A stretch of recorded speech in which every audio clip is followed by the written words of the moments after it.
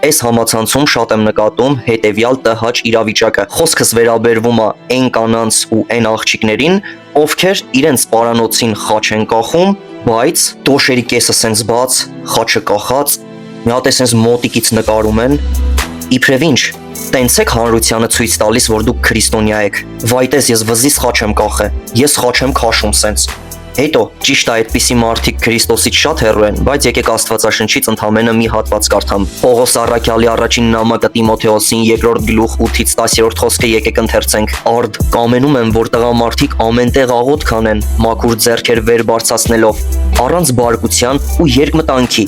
Նույն կերպ էլ կանայք թող իրենց զարդարեն վայելուչ հագուստով, ամոթխածությամբ եւ պարկեշտությամբ, ոչ թե պճնվեն մազի հյուսքերով, կամ ոսկյա, կամ մարգարետյա զարդերով, կամ թանկարժեք զգեստներով, այլ բարի գործերով, ինչպես վայել է աստվածապաշտությունը հանձն առած կանանց։ Այսքանը։